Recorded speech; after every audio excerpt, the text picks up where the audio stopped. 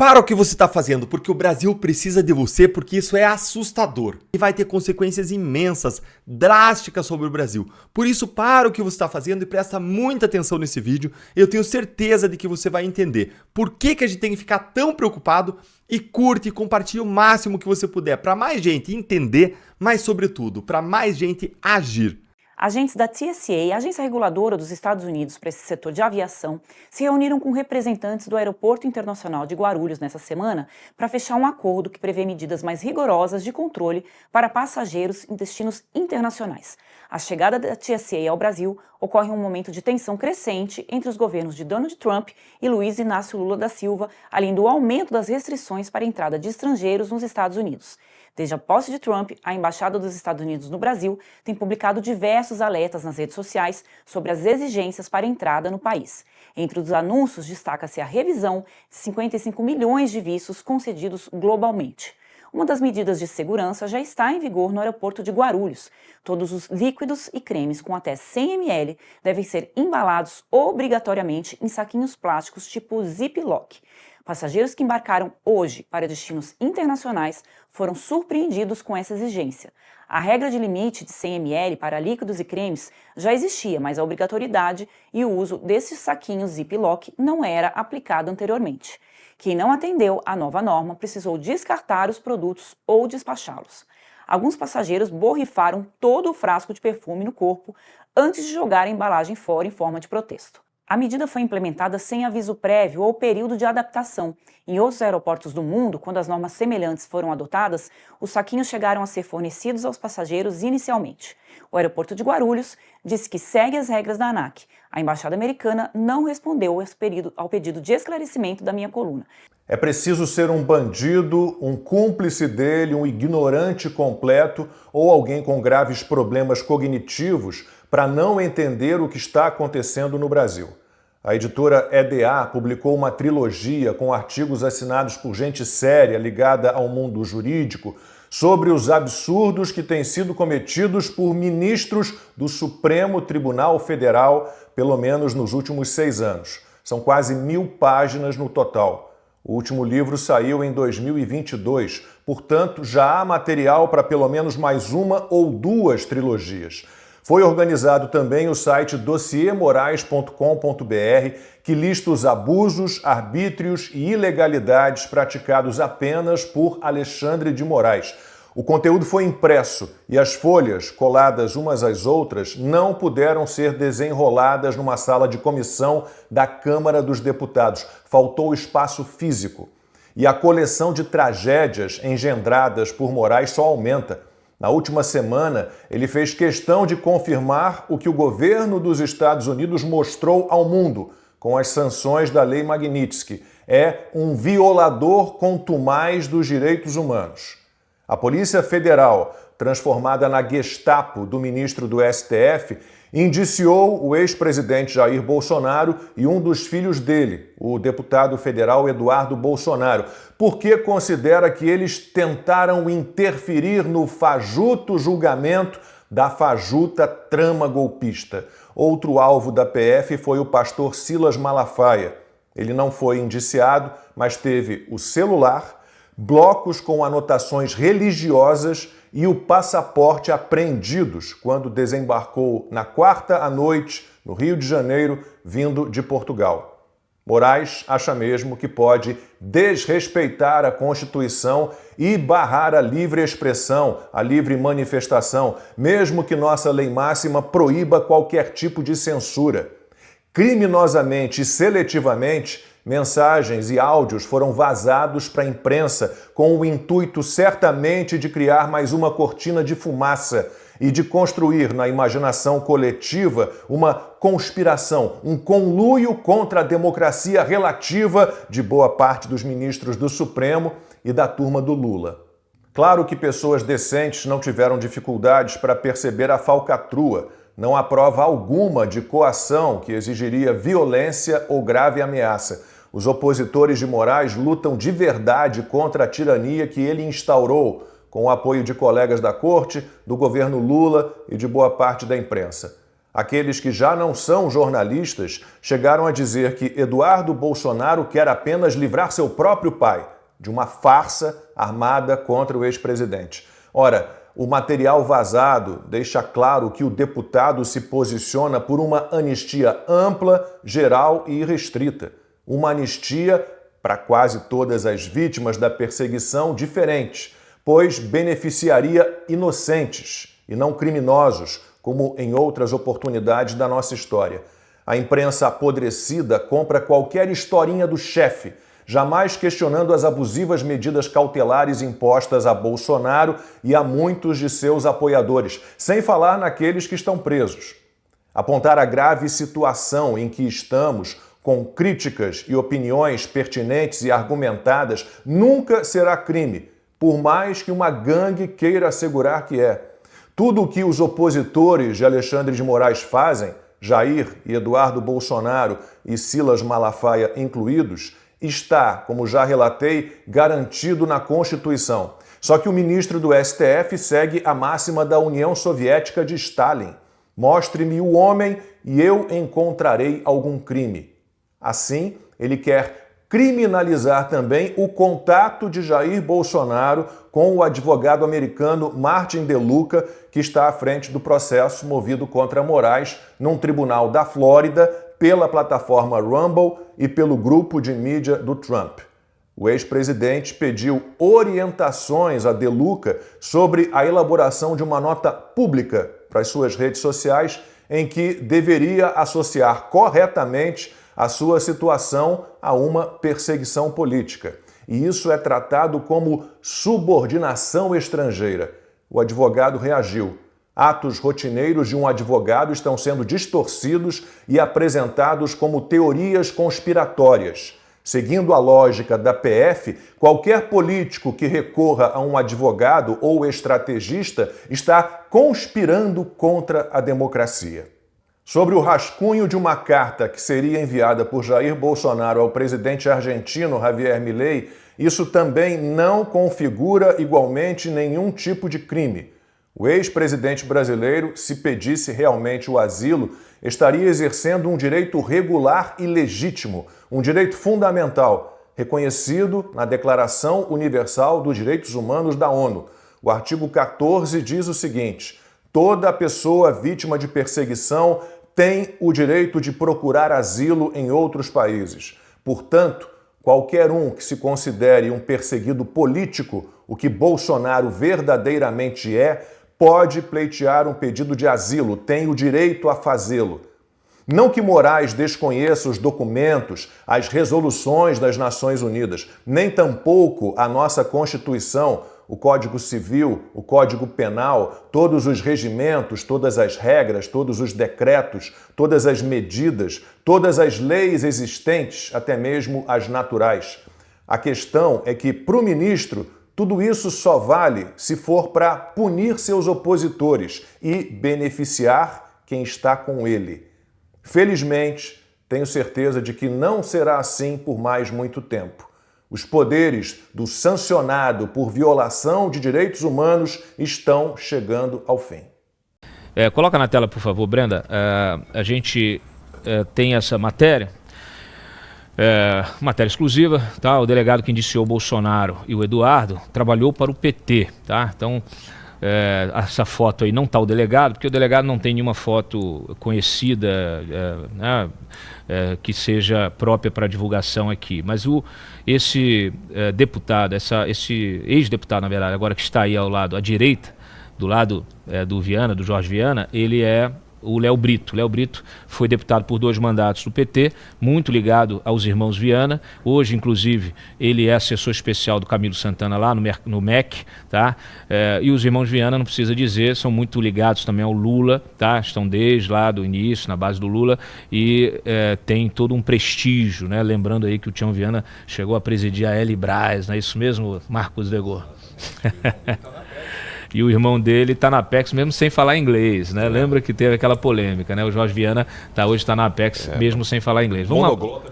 Vamos à matéria. Coloca a matéria aí, por favor. Vamos lá. Pode baixar, por favor. Bom, tá aí, ó. O delegado Itauan de Oliveira Pereira, tá, que assina o relatório de indiciamento de Jair Bolsonaro e Eduardo, atuou de 2017 a 2019 como assessor do petista Léo de Brito, do Acre, ex-deputado por 2 mandatos e hoje secretário especial do ministro da Educação. Tá? O Brito também foi secretário de Jorge Viana, hoje presidente da Apex, ligadíssimo a Lula, como eu acabei de mencionar. Pereira está na PF há apenas 6 anos.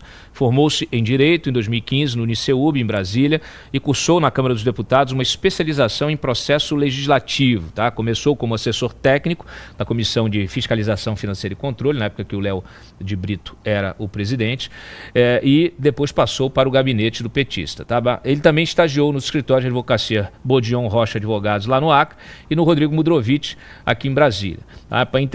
E aí, depois de tirar a sua OAB, depois de formar, tirou a OAB, atuou como advogado em escândalos políticos investigados pela própria PF, como os envolvendo o BRB, na Operação Circos Máximos, e o ex-governador do Amazonas, José Melo. Tá? E ele atuou, naturalmente, defendendo investigados dessas operações. Em 2019, ele prestou concurso e ingressou na PF. Depois foi deslocado para a Superintendência no Acre, sendo no ano passado reconvocado a Brasília para integrar a força-tarefa que passou a investigar Jair Bolsonaro, seus familiares e ex-assessores. Hoje ele integra a Coordenação de Investigação e Operações de Contra-Inteligência, unidade que normalmente reúne delegados mais experientes. Tá? Este site questionou a direção da Polícia Federal sobre eventual conflito de interesses na atuação do delegado, com relações pessoais e políticas com o PT, em investigações de seus rivais políticos. Tá? Pela assessoria, a corporação optou por não se manifestar. Como a gente sabe, a seleção para cargos na PF inclui etapa de investigação social, a fim justamente de se avaliar a conduta que deve ser irrepreensível, né, e a idoneidade moral exigida desses candidatos. Tá? No caso do recrutamento para áreas de inteligência policial, o processo é ainda mais rigoroso, observando integralmente os protocolos de segurança da informação e de prevenção de conflitos de interesse, em conformidade com a legislação e regulamentação vigentes. Então, esse é o padrão. Tá? Aqui a conclusão do relatório, pode baixar um pouquinho mais, só para ver o Itauan assinando aqui como o delegado responsável pela investigação.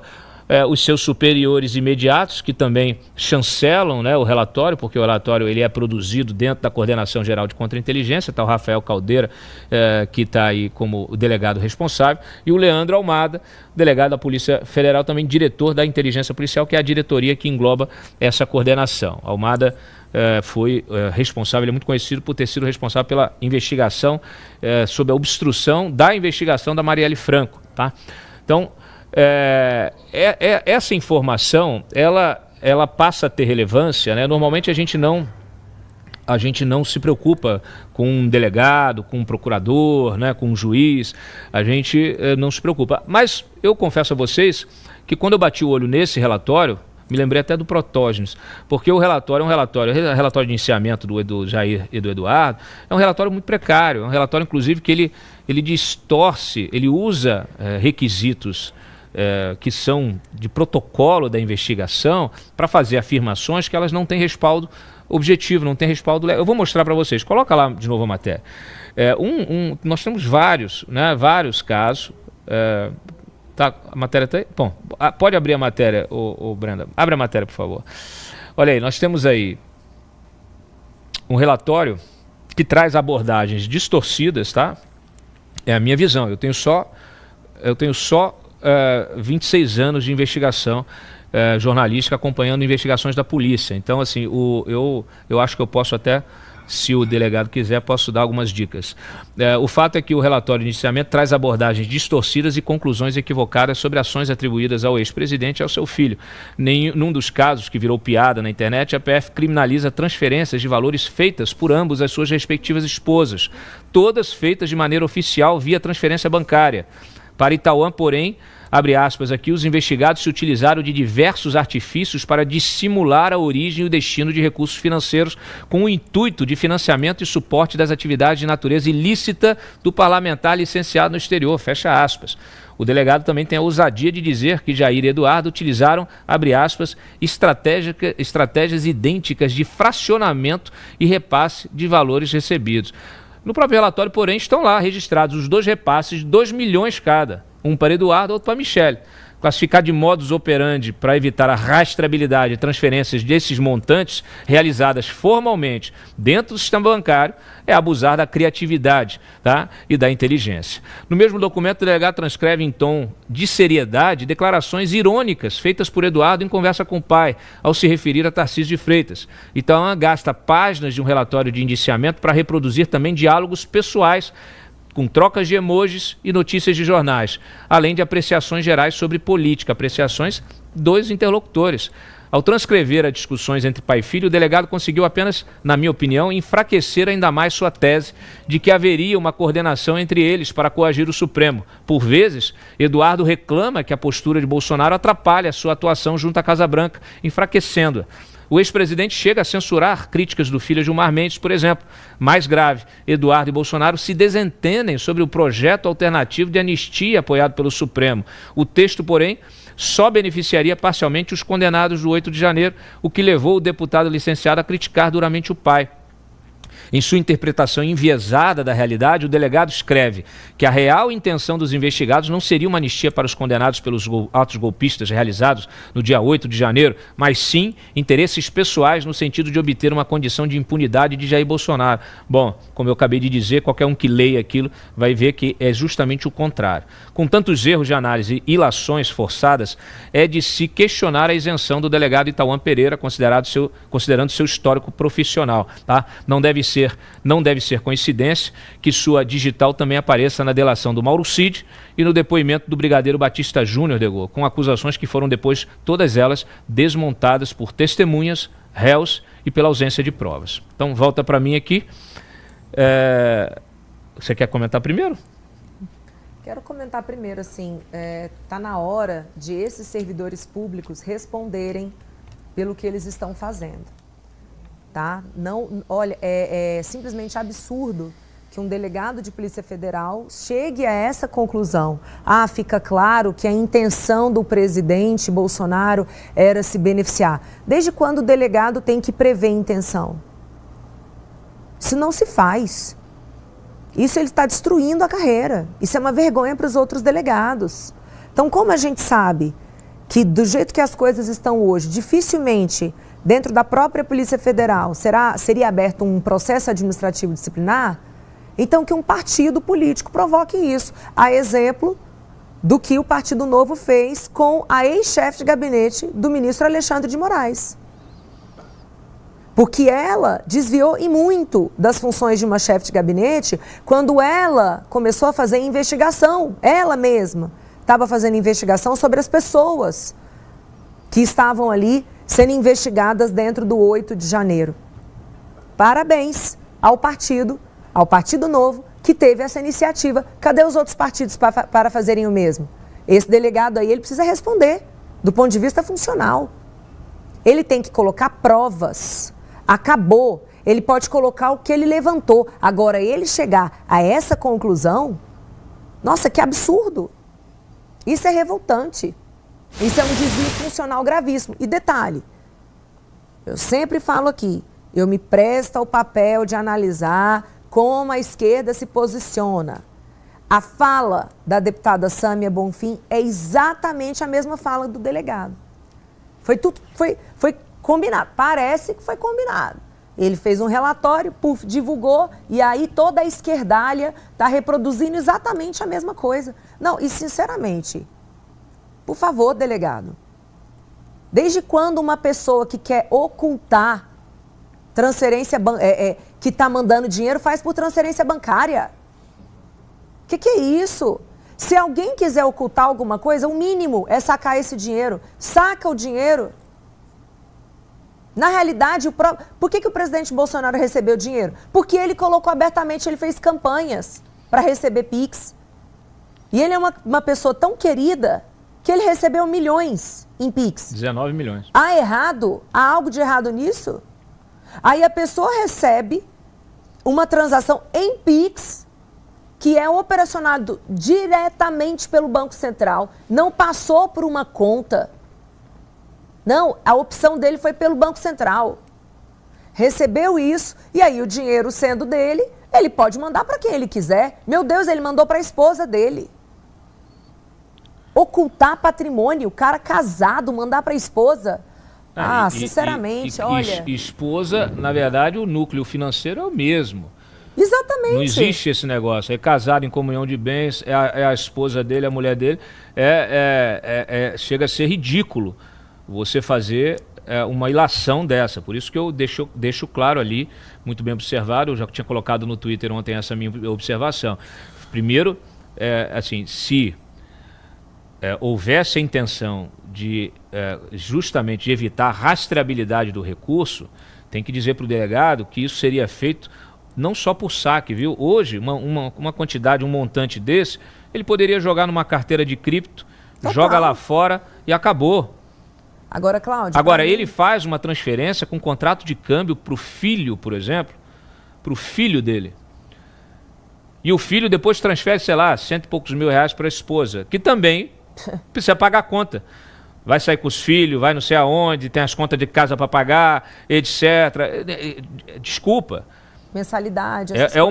É a criminalização do núcleo familiar. Do núcleo familiar. É assim, numa boa, se tivesse saques, primeiro que assim, você tem um limite de saque para não ser rastreado. Então assim, que é muito mais baixo o limite, para não aparecer no COAF. Não tem nada a ver com isso. O sujeito pega lá, aí eles pegam vários anos. Poderia fazer vários, quanto gastou, não sei o que, faz planilha, bota, faz faz um PowerPoint, né, para dizer que, olha, gastou tanto daqui, gastou tanto dali. O sujeito recebeu o dinheiro dele, doação, recebeu do salário, recebeu doação, pegou, transferiu para a mulher.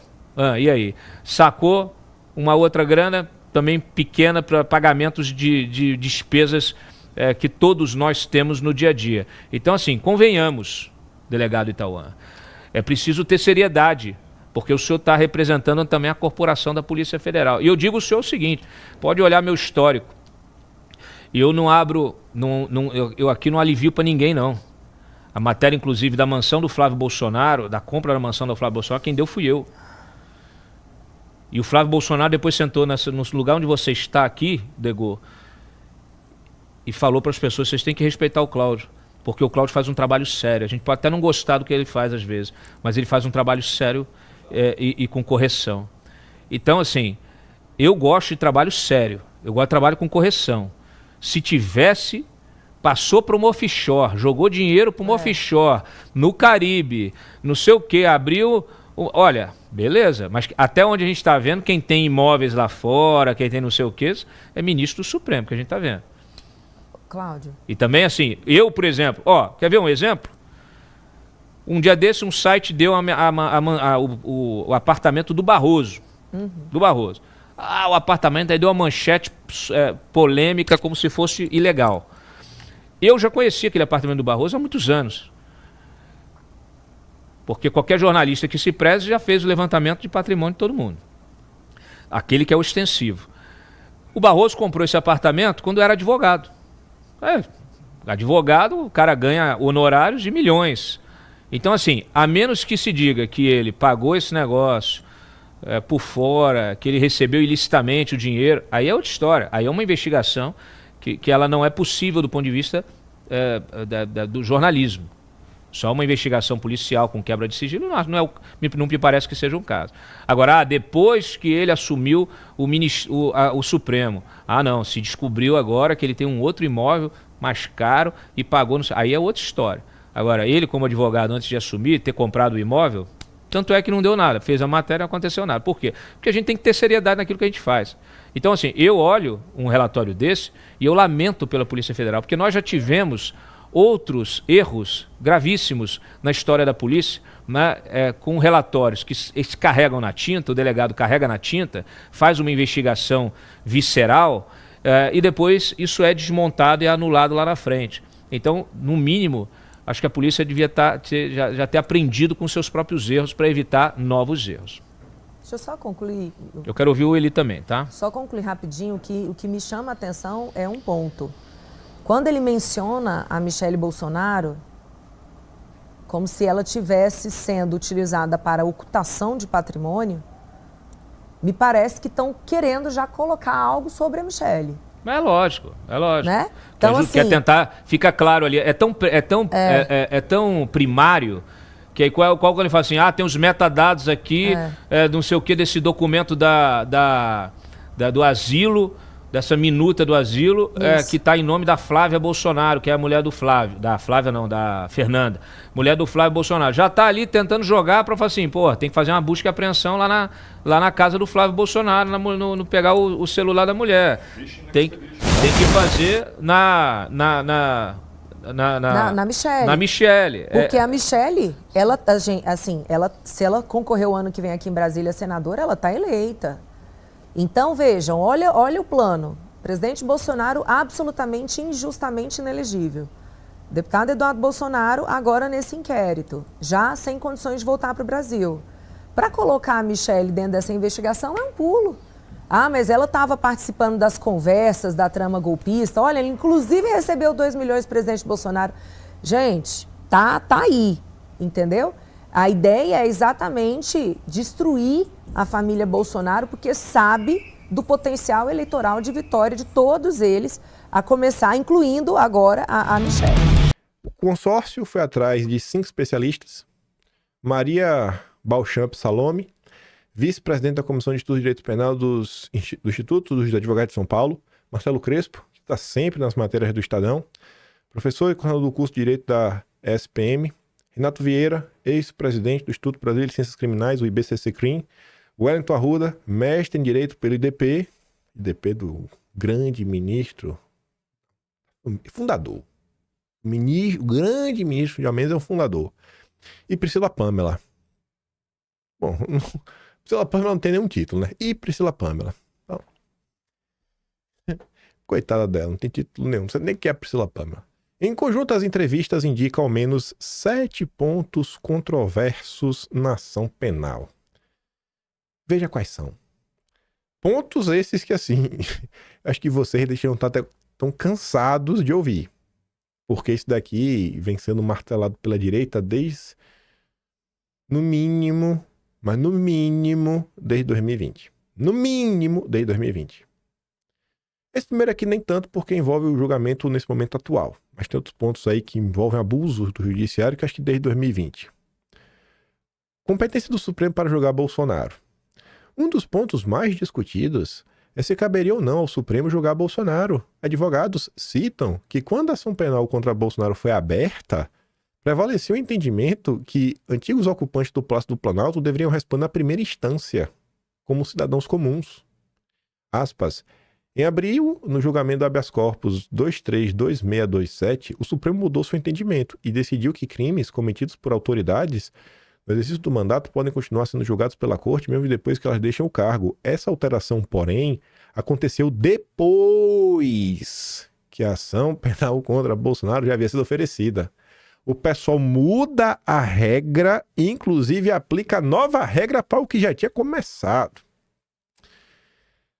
Ela defende que o Supremo não seria o foro adequado para o caso, embora o tema esteja pacificado. A criminalista cita o exemplo de Lula, que foi julgado pelo Moro na vara de Curitiba.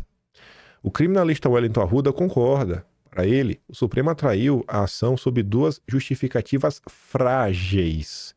A suposta conexão de Bolsonaro com outros réus parlamentares que possuem foro e o fato de os crimes investigados terem como alvo o próprio Supremo. Essa interpretação pode alongar demais a ideia de conexão e esvaziar a garantia do juiz natural, que é o princípio de que cada caso será julgado por um magistrado cuja competência está prévia e impessoalmente definida em lei antes do fato e do réu. É uma trava de imparcialidade que afasta tribunais de exceção, escolhas de juiz para o caso e conexões artificiais usadas para concentrar processos sem limite probatório concreto. Eu gostei essa parte aqui, né? É uma trava de imparcialidade que afasta tribunais de exceção. Tribunais... Não fale que estamos diante de um tribunal de exceção. Muito antidemocrático, né? Esse advogado. Acúmulo de funções e imparcialidade. Aí aqui, desde 2020. Outro ponto contestado é a concentração de etapas nas mãos do mesmo relator. O Supremo concentrou etapas que no desenho original seriam separadas. O mesmo relator que em 8 de fevereiro de 2024 determinou a pedido da polícia, com parecer da PGR, buscas e apreensões, quebras de sigilo, apreensão no passaporte de Bolsonaro, além de decretar prisão preventiva de assessores próximos, depois manteve essas cautelares, levantou o sigilo do inquérito e remeteu o relatório da PF à PGR. Agora é a própria corte que julgará o mérito. Quando quem autoriza as medidas investigativas e as cautelares também julga, surge uma dúvida legítima sobre imparcialidade e separação de funções. Esse é o ponto. Critica aí o Wellington Arruda. Marcelo Crespo lembra que o problema começou em 2019. 2019, sim! Quando Dias Toffoli escolheu a dedo Moraes como relator do inquérito das fake news. Esse ponto aqui vocês já estão assim, dando aula, né? Esse aqui acho que qualquer pessoa da direita sabe explicar. No processo penal, a regra é que a escolha do relator seja feita por sorteio. Só há exceção quando já existe um caso semelhante e o mesmo ministro assume também o novo processo para evitar decisões distintas. Eu sou burro. Se tiver algum advogado aí assistindo, você puder deixar nos comentários se esse tipo de coisa num mundo diferente, num universo paralelo, se isso daqui poderia decretar, né, nulidade do caso. É um julgamento nulo, que não vale. Puder me explicar, eu agradeço, que eu sou meio burro. Desde então, Moraes acumulou a relatoria de investigações sensíveis, ferindo o princípio do juiz natural. Em determinado momento, houve uma confusão de papéis. Ele era magistrado, atuava como órgão investigador, também figurava como vítima. No processo penal, quem julga não deve investigar, e quem investiga não deve julgar. E se é vítima, não pode participar da investigação. Sabe de nada. Tem que tomar as aulas com o ministro. O coordenador do SPM, porém, pondera que a tipicidade dos fatos torna natural que as decisões despertem questionamentos. É importante lembrar que praticamente todas as decisões dele foram referendadas pelos demais ministros. Não são decisões individuais, são do Supremo. Isso é mesmo. Então, tá tudo certo. Aí mais um ponto. Julgamento pela primeira turma e enquadramento penal. Outro debate é se Bolsonaro deveria ser julgado pela primeira turma, né, e não pelo plenário. As turmas costumam analisar recursos vindo de instâncias inferiores e casos menores. Votações de menor relevância, em regra, votações de maior relevância, em regra, são analisadas pelo plenário. São os 11 ministros. Aspas. Esse caso merece ser analisado pelo plenário, porque envolve crime supostamente cometido por um presidente da República, que pelo regimento deve ser julgado pelo colegiado. E porque trata de tipos penais novos, criados em 2021. Golpe de Estado e abolição violenta do Estado Democrático de Direito, diz Renato Vieira. Estamos falando de crimes centrais para a sobrevivência da democracia. Faz sentido julgá-los com apenas 5 ministros? E Crespo diverge. Você tem recentemente a dispensa do Supremo dizendo que esse caso poderia ser julgado pela turma, não pelo plenário. E, idealmente, o presidente da República deveria ser o plenário. Mas, se a própria jurisprudência admite, né? Então, não tem nenhum absurdo nessa decisão. Né? Se tá na lei, tá aí boa. Não é absurdo. Cerceamento de defesa. E comentou até sobre isso ontem, né? Vieira também é crítico sobre a forma como a acusação dividiu os réus em núcleos distintos. Segundo ele, a separação restringiu a atuação das defesas. O acusador trabalhou com o mesmo contexto e deu ritmos diferentes a determinados grupos. O que aconteceu? Um réu terceiro escalão, que cumpria ordens de quem estava no primeiro ou no segundo, ficou em núcleo separado. O normal seria que o mandante pudesse participar da audiência do subordinado para questionar provas que dizem respeito à relação entre eles. Mas Moraes não permitiu que os integrantes do núcleo 1 participassem das audiências dos núcleos 2 e 3. Isso gerou um cerceamento de defesa. Não, que nada. Tem que perguntar porcaria nenhuma, rapaz. Bolsonaro não devia nem estar sendo julgado. Bolsonaro devia ser, assim, execução sumária. Bolsonaro é um monstro. Monstro. Monstro não precisa ter direito. Essa matéria não podia ter sido publicada em 2020. Lembra que a gente comentou no vídeo ontem? Aquele levantamento do Daniel Miorim mostrando como a imprensa relata as coisas? faltam coisas. São 6 anos, desde 2019, são 6 anos que a imprensa fecha os olhos e a imprensa sabe do que está acontecendo e fica mesmo para ver, não, tem que corrigir a rota. São 6 anos que a rota não está sendo corrigida. Até quando vai continuar nessa? Vieira também critica a falta de prazo das defesas para análise de documentos. Houve um evento em que o documento foi juntado um dia antes da audiência. Falamos sobre prazos e disponibilização de documentos exatamente sobre isso ontem. Só matéria do consórcio. Nós só utilizamos matéria do consórcio ou documentos oficiais. Ontem a gente comentou a postagem do Enio Vitebo, que é jurista. Ele pegou o quê para falar sobre isso? O documento, né, a fonte primária, que é o quê? A defesa de Bolsonaro. As alegações finais. Ele vai destacando. Que não é só assim, então se a defesa de Bolsonaro falou... Não, a defesa de Bolsonaro elencou várias imagens, como, por exemplo, os e-mails da própria PF mostrando, dia tal, tô me entregando aí pra vocês, viu? Não foi mal aí. É meio atrasado, mas faz parte do tempo. Delação premiada do Cid.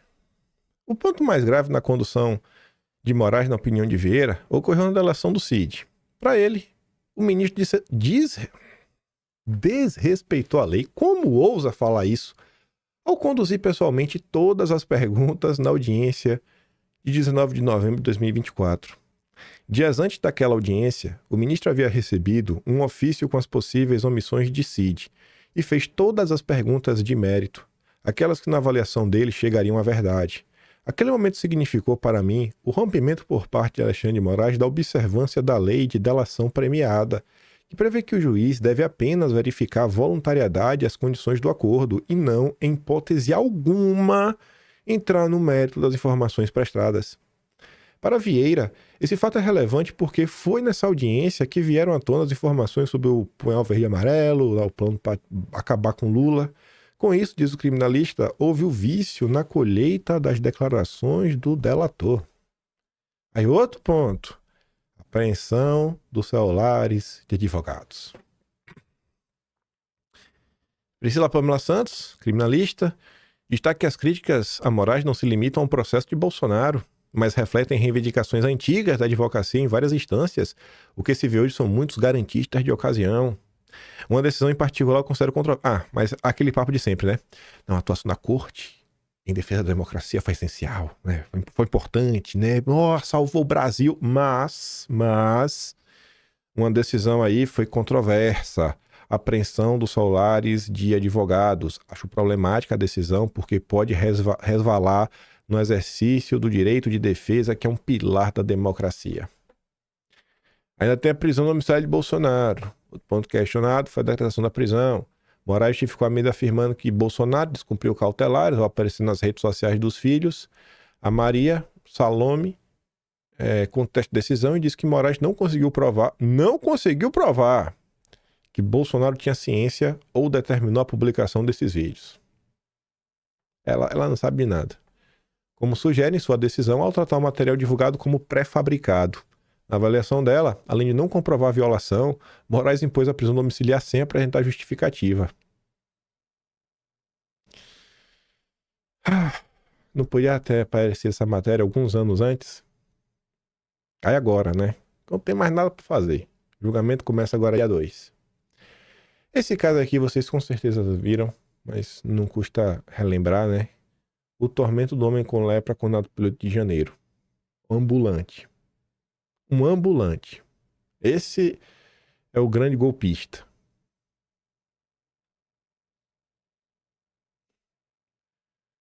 Ah, meu Deus do céu, velho. Olha.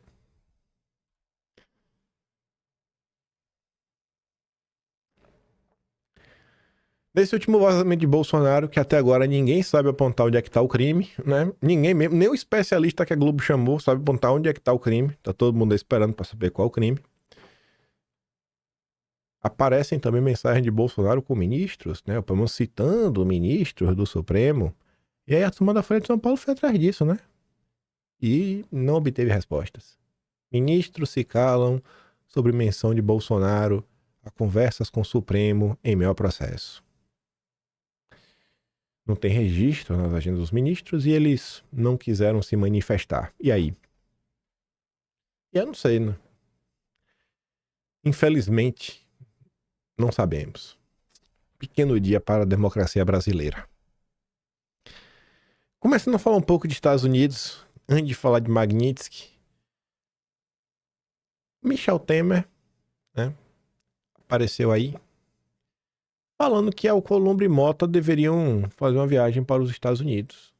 O Eduardo aí vem repetindo incessantemente que abriria portas para ambos sentarem lá com o Departamento de Estado, conversarem, explicarem a situação e também ouvirem, né? Mas está ali, numa conversa com empresários em São Paulo, na quinta, o Temer definiu a ação concreta do Congresso. Pareceu ser importante que Davi Alcolumbre e Hugo Mota fossem aos Estados Unidos para contar aos seus pares no parlamento americano a verdade do Temer. A falta de diálogo na visão de Temer tem favorecido as articulações bolsonaristas em solo americano. Espero que topem, ambos. Vamos ver as verdades que eles vão contar. Vamos ver as verdades.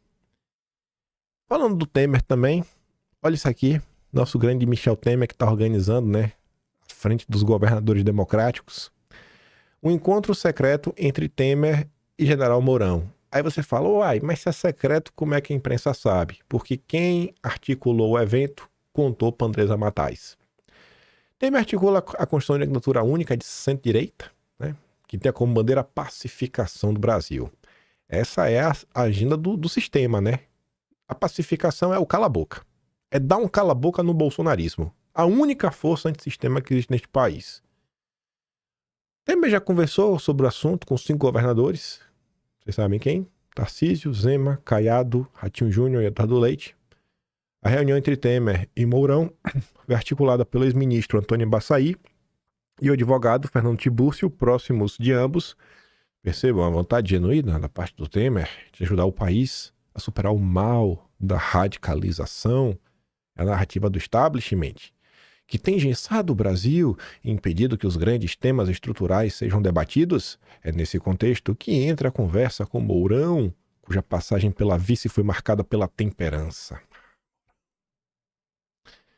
Aguente isso aí na cabeça. Só um tiquinho, que a gente vai voltar a falar do sistema e dessa narrativa do fim da radicalização. Só para falar de outro encontro. Olha quem foi se encontrar com Lula. Antônio Carlos Rodrigues, o Carlinhos, que a gente conhece muito bem do PL. O expulso do PL. Aqui, ó. Quanto tempo o povo tentou expulsar esse cara do PL? Mais de ano. Agora que foi expulso, recebeu a ligação do Lula, ó. O convite partiu do próprio Lula. Por quê? Porque Carlinhos sempre teve boa relação com petistas e chegou a ser ministro da Dilma. O Valdemar aguentou esse cara 3 anos para não desagradar, né? Não perder o apoio dos lulistas. Lula, por sua vez, prometeu convidar Carlinhos para um novo encontro nas próximas semanas, além do petista. Carlinhos também recebeu ligação de Geraldo Alckmin e da Gleisi Hoffmann. E o Valdemar não queria expulsar. Ai, esse Valdemar. Pois bem, eu queria voltar a falar do establishment, da radicalização, a polarização. Ah, vai aqui, ó. Obviamente, se você parar para analisar, né, a maior parte que tá aqui assim, ó, vou até riscar. Você vê que tá mais da metade, né? A metade seria aqui no meio. Se bem que eles colocaram até o Lupe aqui, né, de brincadeirinha. Mas aqui também colocaram o Trump. Mas enfim, qual o problema do Brasil, né? É o bolsonarismo e o Lula. Sociedade cansada. A população dá sinais cada vez mais claros de descontentamento com a polarização, o debate raso e a agenda política descolada das prioridades do país. O Temer é um vidente. A mesma Veja que tá falando aqui do Temer, né? Ah, meu Deus, eu adoro essas coincidências. Aí, né? Aí quem vai nos salvar? Os governadores democráticos. Eles que vão nos salvar. Confia neles. Confia. Pode depositar seu voto aí Pode até abandonar Bolsonaro. Pode abandonar Bolsonaro aí, que Bolsonaro é um bocó. Quem vai salvar o Brasil são os governadores democráticos. E só outro pontinho a mais. No vídeo de ontem, falamos sobre o tio do Alckmin, que era do Supremo, mostrando que as mesmas famílias governam este país desde que o Brasil é o Brasil. Aí o Verde e Amarelo traz mais uma informação muitíssima curiosa, aquele padrão. O tio do Alckmin, que ascendeu até o Supremo, não era aluno, rapaz, do Largo de São Francisco? Aí fica o questionamento, né? A turma dele é de 37. Seria José Geraldo de Rodrigues Alckmin um bucheiro? Um membro da bucha? Não sei. Tem que perguntar pro Alckmin, né? Vê aí. É no mínimo muito curioso. Se aproximando um tiquinho mais.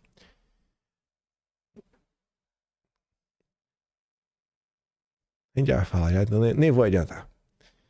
O Poder 360 fez esse bonito infógrafo. Em termos de infógrafo, assim, né? Tabelas com números, gráficos, acho que ninguém faz melhor do que o Poder 360. Acho que eles mandam muito bem mesmo. Sempre clean, as cores que eles utilizam, o padrãozinho assim, é bacana mesmo. Bancos desvalorizam 5 bilhões uma semana. E quem que puxa aqui, né? O maior prejuízo é o Dedé. E eu fico preocupado. Porque o Dedé tendo prejuízo significa que vai ficar difícil pro Dedé abrir uma agência aqui, né? E eu poder trabalhar para ele. O sonho de vida hoje, minha meta é trabalhar pro Dedé. Não quero ser político.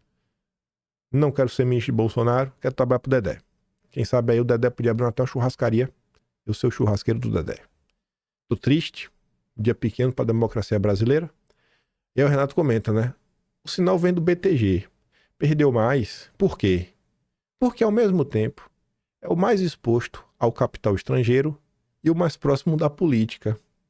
Essa combinação coloca o BTG no centro do fogo cruzado. De fora, investidores punem qualquer sombra de instabilidade regulatória. De dentro, a proximidade com Brasília o faz carregar o custo da crise institucional. Quando um banco assim vira termômetro, a mensagem é clara. A turbulência não é ruído, é estrutural. E só existe um caminho para iniciar a normalização. Não é o fim da polarização, é a anistia. Anistia, anistia, anistia. Aí veja, Escritório de Ação da Magnitsky patrocina evento com Moraes.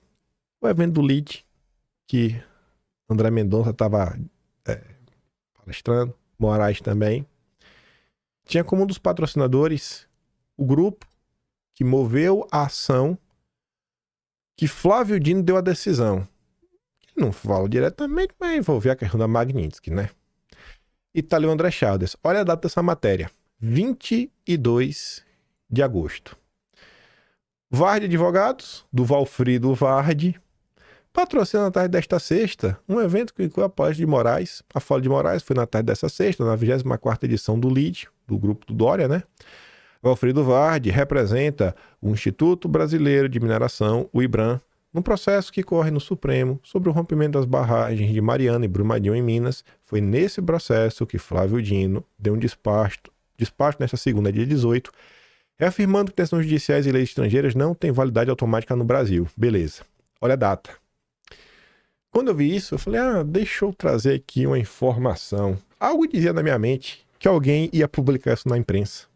Eu realmente, das coisas que eu tava nessa, né? Senão eu só ia colocar no Atlas. 18 de agosto, no dia da decisão do Flávio Dino, lá vinha a Pamela. Sabe quem é um dos advogados da DPF que Flávio Dino atendeu hoje? Valfrido Varde, fundador do IRE, parceiro da Global Americans, think tank afiliado pelo NED dos Estados Unidos, no qual ajudou nas mudanças de regime no continente sul-americano. Que coisa, né, rapaz? Que coisa. E mais, sabe quem é o presidente do Estudo de Mineração? Dia 18 também, que é o processo. É o Raul Jugman, que também é o presidente do IRE, do Valfrido Varde. Ele foi ministro do Desenvolvimento Agrário do governo FHC, além de ministro de Defesa e ministro extraordinário da Segurança Pública do governo Temer, Além disso, ele também foi eleito em 2024 o novo presidente do LIDE Mineração, porque o LIDE do Dória tem diversos braços, tem o LIDE Mineração, e faz parte do Conselho Curador do SEBRI, um think tank das Américas, né? Centro Brasileiro de Relações Internacionais, mais um braço do diálogo americano no Brasil. Tá bom pra vocês? Que coincidência, né? E sabe quem é ele também? É o cara que foi o mediador do painel do Tarcísio e que apresentou Tarcísio como presidenciável lá no Gilmar-Palusa. Não tem como dar essa cutucadinha, né, Tarcísio? Ah, meu Deus. Sabe uma matéria curiosa? A priori não faz sentido com o vídeo, mas se você vê o contexto, você vê que se encaixa perfeitamente nesse contexto de como a imprensa funciona, como funcionam esses grupos de debate e o alto empresariado brasileiro. O divórcio de Rubens Menin e João Camargo na CNN. Quase 3 anos depois de Camargo assumir como chairman executivo da CNN, a empresa anunciou na sexta que o executivo, olha o que diz o Brasil Journal, um dos lobistas, eu não gosto dessa palavra, eu acho uma palavra tão feia, sabe? Lobista, mais ativos do país, não faz parte de seus quadros. Recrutado por Menin para dar uma virada na empresa, Camargo cortou custos profundamente, manteve a agenda intensa de representação institucional do canal. A separação entre os dois vem no momento de crescimento acelerado dos negócios pessoais do Camargo. Aí teve um conflito de interesse. Que é o quê? O grupo de lobby corporativo, que é o Grupo Esfera, e mais recentemente a Rede Transamérica de Rádio, adquirida em fevereiro, da família do banqueiro Aloysio Faria, colocando a família Camargo na disputa pelas mesmas verbas publicitárias e patrocínios corporativos que a CNN Brasil. E aí? Na hora que for para uma reunião, que o empresariado tiver suas demandas, você fala, tu tá com essa demanda? Você quer que o nosso grande canal de notícias dê prioridade para os assuntos da macroeconomia, taxa de juros, Selic? Você quer que eu traga especialistas para falar que a Selic tá baixa, que tem que aumentar? Você não tá satisfeito com 15%? Tem que ter o patrocínio. Tem que ter o patrocínio. Mas e aí, vai patrocinar a CNN ou a Transamérica? Aí o Rubens Menin, que não quer ver o seu dinheirinho voar, ficou com raiva. Para pessoas próximas, a CNN e empresários com trânsito junto aos dois lados, a situação gerou um conflito de interesses insolúvel. Claro que as entregas e as receitas se misturavam e os propósitos também. Num país onde a hipertrofia do judiciário e a polarização da política fazem muitos empresários buscar pontes com Brasília, hoje o negócio mais lucrativo do João Camargo é o Grupo Esfera, que tomou o mercado, que antes pertencia ao LIDE, do Dória, e se consolidou como a maior operação de lobby do país, navegando a transição de Bolsonaro para Lula e abrindo até uma casa-parlamento em Brasília. Rapaz, é muito bonito isso aqui. É muito bonito, muito maravilhoso. Esse é o Brasil. Esse é o Brasil aí dos grandes democratas. Ai... Aí você vê o que a imprensa pauta e tudo mais. Aí tu vai olhar os anunciantes. Fui sabotado, meu computador reiniciou, mas, conforme eu dizia, eu não quero acreditar que os anunciantes é quem determinam o que a imprensa fala ou deixa de falar. Eu não quero acreditar que no Brasil, quem paga a banda escolhe a música. Mas vamos lá.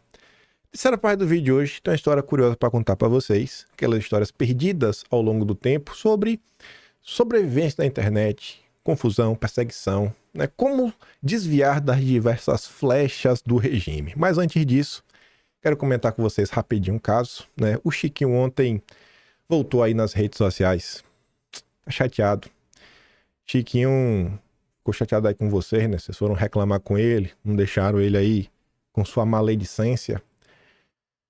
Quem nunca pisou na trincheira tem que lavar a boca antes de falar de um soldado. Pronto. Já falou que eu não escovo o dente. Chiquinho, tem uma escova elétrica. Comprei agora até, rapaz. Aquele fio dental a água que cospe a aguinha, sensacional. Recomendo pra vocês. Uso todo dia. A única guerra que sou no computador é no videogame. Que hoje em dia tem muito soldado aí, viu? Dirigindo até drone. Você tá tirando que você pulou de avião. Só respeito quem já enfrentou o sistema Concept no Brasil. Pronto. Um dia, quando as coisas se acalmarem no sistema, a gente conta o que aconteceu nesses anos inglórios, né? A gente conta o que aconteceu. A gente conta alguns casos. Mas eu fico feliz em saber, né, que o erro foi meu de lá atrás, quando eu precisei de alguma ajuda jurídica. Eu não pedi ajuda pro grande advogado Chiquinho. Enfim, aí ele passou ontem o dia dando chilique, porque vocês foram lá reclamar com ele, né? Porque ele mandou eu calar a boca, eu não quis calar a boca. Aí você vê ali um comentário, né? A Sandra fala: quem tá no lado dos bolsonaristas há anos, nós bolsonaristas não apoiamos o novo. Aí o Chiquinho já abraçou até a tese do gabinete do ódio. Vocês acham que ele usa os bolsonaristas. Eu tô aqui todos esses anos usando vocês e vocês nem percebem. Ele quer que Bolsonaro desapareça. Eu que quero, viu? Vai vendo. Um dia saberão a verdade sobre esse sujeito. Pô, por que tu não conta, Chiquinho? Se tu é tão bichão, irmão, por que tu não conta a verdade sobre mim? E quem está por trás dele? É o mesmo papo que eu já vi da boca do Ayan, da boca do Roberto Jefferson, da boca de uma galera. Como é que pode, velho? Como é que pode ser desse jeito, né? Na primeira oportunidade, o sujeito tirou a máscara. Na primeira oportunidade. E o melhor, ainda mandou essa ontem. Sem CEP e sem CPF também, né? Só perfil fake no exército do videogame. Pronto. O cara já tá achando até quem usa do anonimato. Aí eu conto uma história pra vocês. Eu sempre falo de um empresário do Partido Novo. Quer dizer, não é do Partido Novo. Empresário aí de São Paulo, que ele é até do Partido Novo. Ele sempre bota fé nesse pessoal. Aí dias atrás ele tinha falado: cara, pô, tu fica pegando no pé do Novo. Aí eu cheguei pra ele e falei: mas vem cá, o que é que eu menti? Não menti em nada, né? Mas pô, não pega no pé. Eu falei: tenho que pegar, não tô mentindo. Aí, por ele ser empresário, e ele até já foi alvo do Guilherme Amado, ele tem um perfil lá. Ele fala: pô, cara, nem eu posso usar mais CPF, nem eu mais posso ser anônimo. Eu falei: o Chiquinho não gosta de anônimo não, viu? O Chiquinho é igual do Danilo Gentili. Dê poder pra você ver o homem. Dê poder vai ser igual o Moraes. Se você der poder, ele vai tá apto pra sentar no Supremo. Regulamentar as redes. Chame o Chiquinho pra regulamentar as redes. Mandando os outros calar a boca e atacando anonimato. A turma se revela fácil demais, né?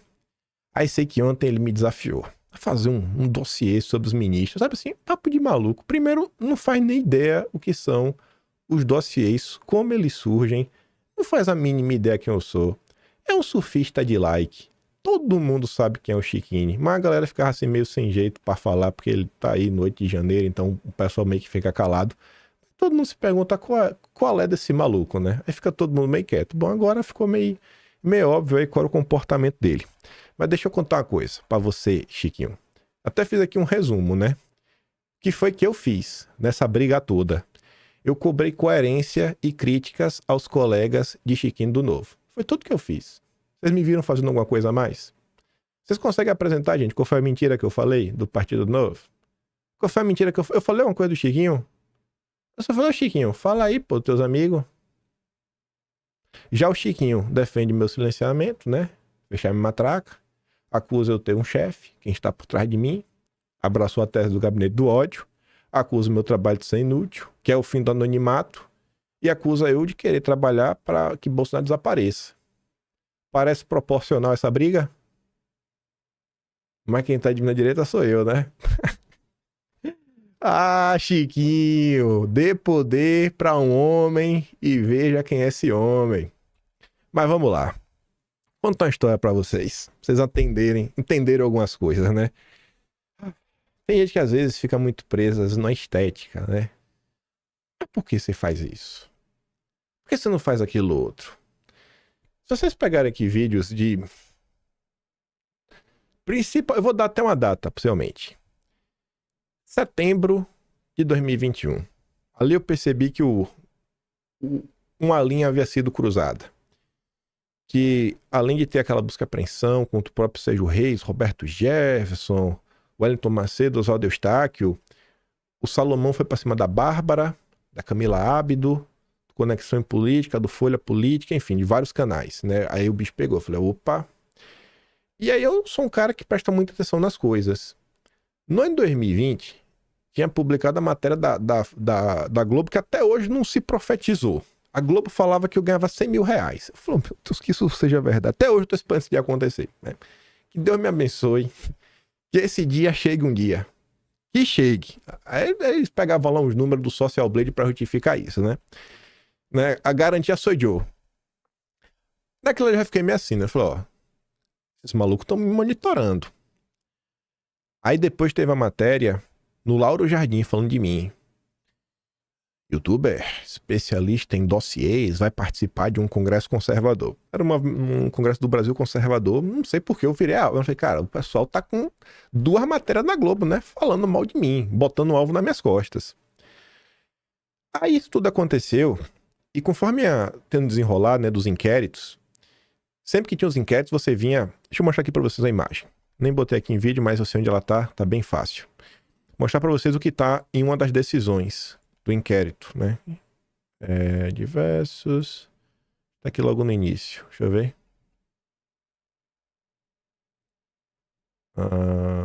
Não, esse aqui. Deixa eu ver esse outro aqui. Cadê outro?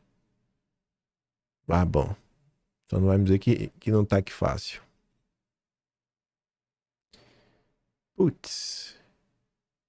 Será que é esse? Deixa eu ver. Ah, esse. Pronto. Já achei já. Ó. Se liga aqui. Isso daqui, ó, tá em uma das decisões.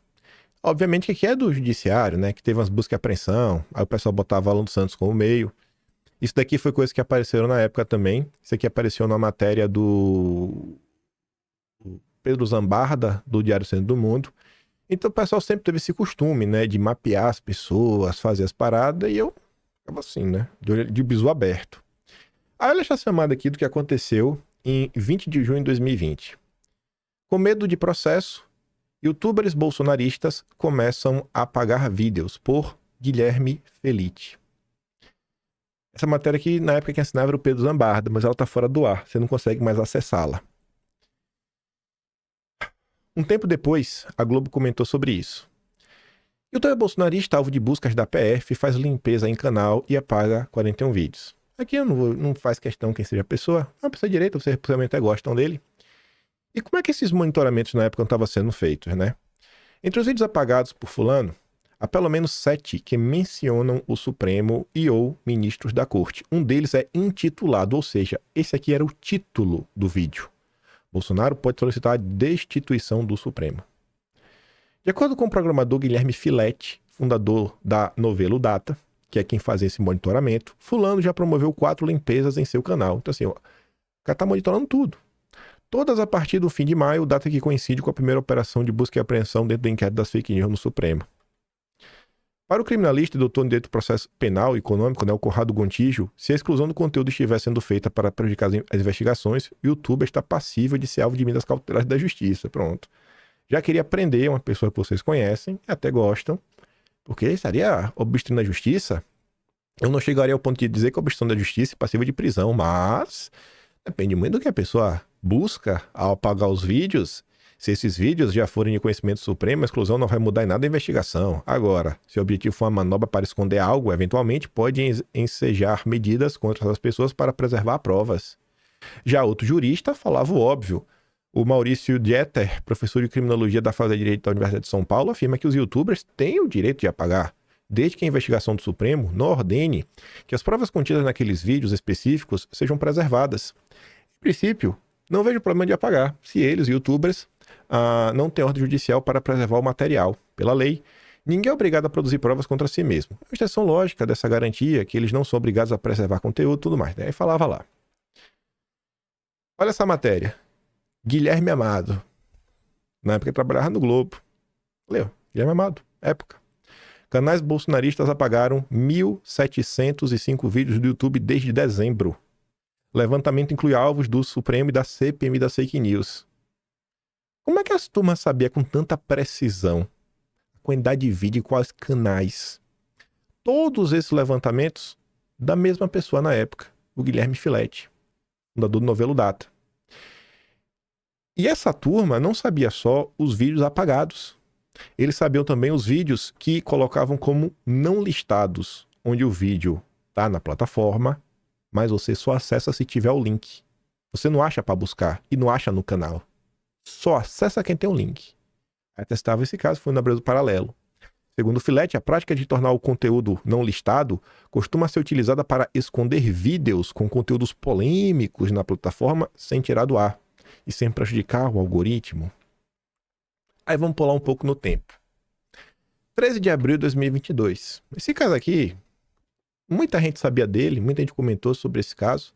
Você vê que o Patriota, na época, essa thread dele começa, inclusive, me marcando. Ele começa me marcando nessa thread. Lá em 2022, mas tem algumas coisas que não vale a pena você chamar atenção. Vocês vão entender porque não vale a pena chamar atenção. Aí veja, né? Aí o Patriota falava, não só de estudo, blá blá blá. Filete usa bots para perseguir, distorcer informações. Vai colocar aqui uns tweets. A conta do Guilherme Filete já foi apagada. E veja como ele coloca, né?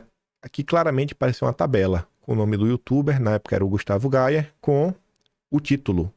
Pelo quarto dia, segue a limpeza de grandes canais de extrema-direita sobre TSE, Daniel Silveira, Telegram Supremo e seus ministros. Ontem, 10 foram 14 vídeos de 2 canais. Gustavo Gaia deletou 36 vídeos, sendo que 3 falavam sobre os temas. E ele sabe, inclusive, quais eram os nomes dos vídeos. Tudo bonitinho, eu explico para vocês como é que isso funciona já já. Vamos ouvir aqui esse áudio.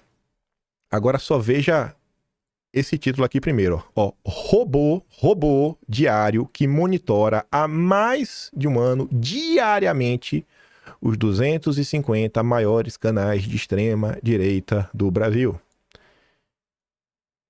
Esse rapaz, ele já me monitorou já. Eu fiz um teste para saber se estava sendo monitorado na época. Isso em 2020, eu acho. Ou foi 2021? 2020 ou 2021, tô na dúvida agora. Ou foi 20 ou foi 21. Mas olha o que ele diz aqui, ó, rapidinho.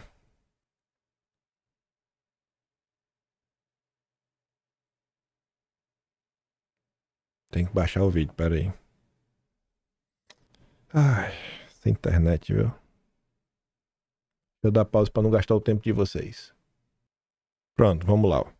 Tem robôs que monitoram o YouTube diariamente para diferentes comunidades, para diferentes nichos.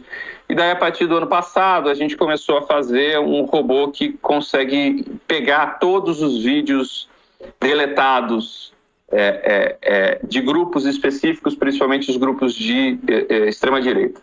Então, esse número está desatualizado, isso aqui já está quase 350 maiores canais de extrema-direita, que são os caras que basicamente concentram essa atuação. Então, por causa disso, a Novelo foi a empresa capaz, né, primeiro grupo capaz de entender grandes limpezas de conteúdo que... Você entendeu, né? Ele falando.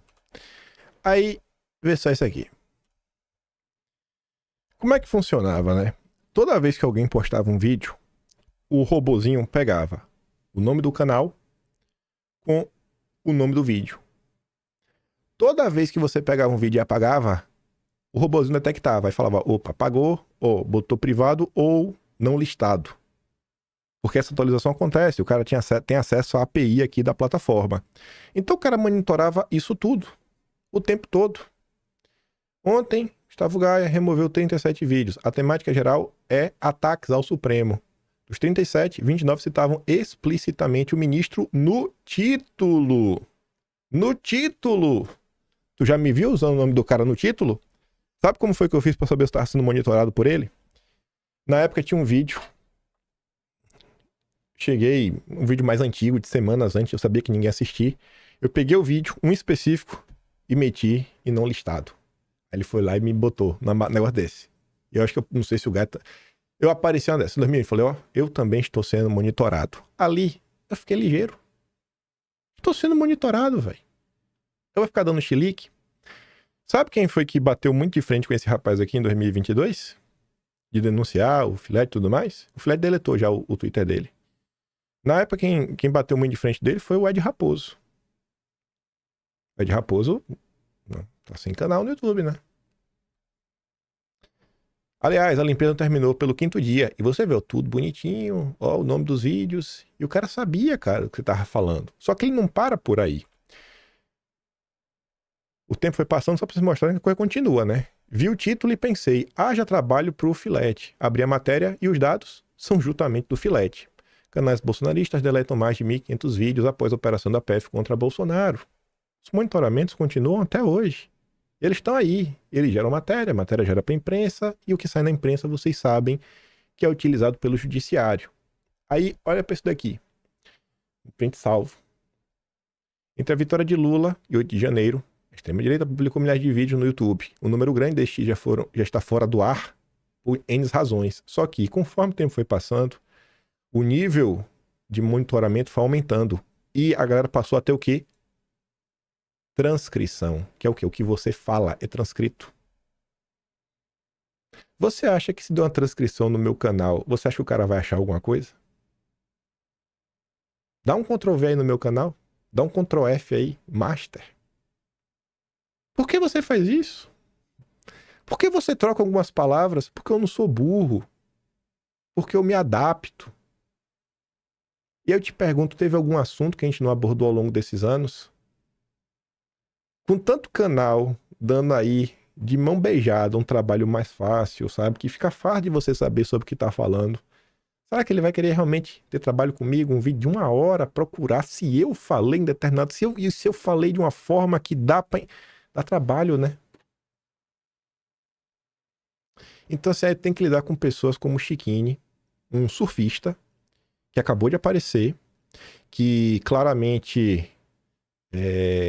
não sei, né? A língua dele é muito afiada para falar do ministro, mas se cala sobre o Deltan Dallagnol, se cala sobre o Dardo Ribeiro, se cala sobre o Thiago Mitrô, ou Mitraldi, sabendo que falar do ministro vai trazer votos para ele, que é candidato, né? Ele quer ser político, mas não quer ser cobrado. Imagina se um dia for político, vai querer usar o quê? O aparato para perseguir pessoas? Vai me processar, Chiquinho? Vai mandar me prender? Vai usar o aparato da Polícia Federal contra mim? Mandando pessoas calar a boca, criticando anonimato? Dê poder pro homem e você vê quem é esse homem. Então, assim, tem algumas coisas que não são aleatoriedades. E aí, só mostrar pra vocês, né? Jornalista é alvo de ameaças. Porque a galera foi pra cima. O Ed Raposo bateu de frente com o Filete. Filete, né? Ajudou. Às vezes tem que ser esperto, cara.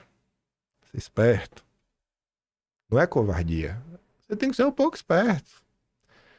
Bate aí as coisas. Se questiona. Eu tento aprender com a miséria dos outros. Quando eu vi que algumas coisas aconteceram, eu falei, opa, peraí, tem algo acontecendo. A gente não tá mais no negócio de normalidade.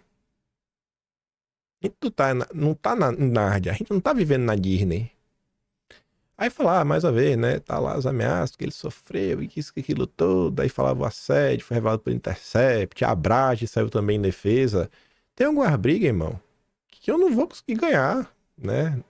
No meu videogame. Mas eu sei que eu posso passar informações. Aí só pra trazer umas coisas, né? Aí, ó. Esse post pertence a uma conta que não existe mais.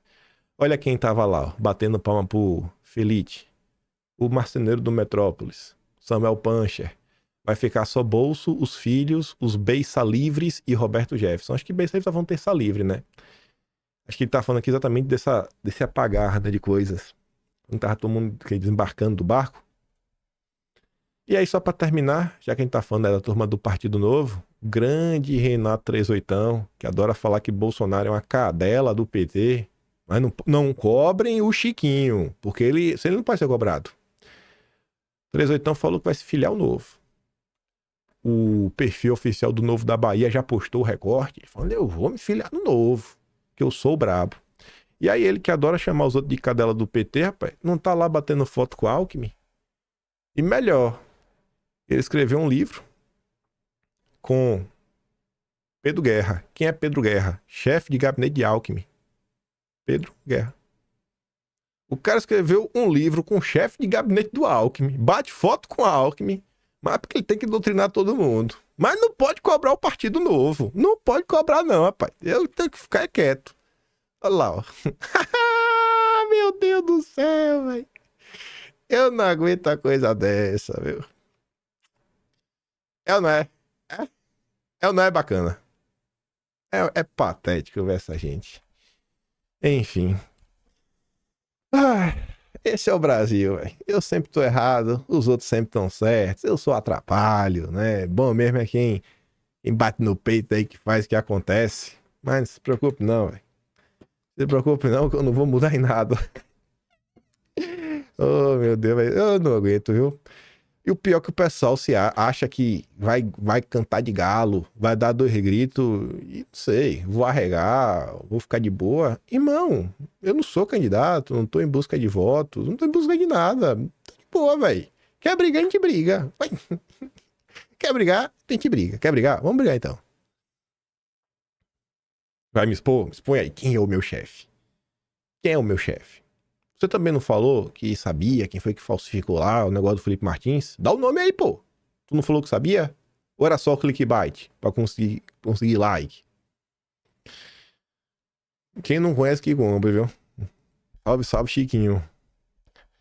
Agora vote nele, gente. Vote nele, porque é importante. Ele precisa ganhar 40 mil reais pra salvar o Brasil. Porque quando ele for eleito, aí sim ele vai salvar o Brasil. Talvez ele vote aí pra censurar todo mundo, né? Acabar com o anonimato, do jeito que o Supremo deseja, do jeito que o PT deseja, né? Mas vote nele, vote nele. Você que é do Paraná, vote no Chiquinho. Não tem como não pirraçar, né?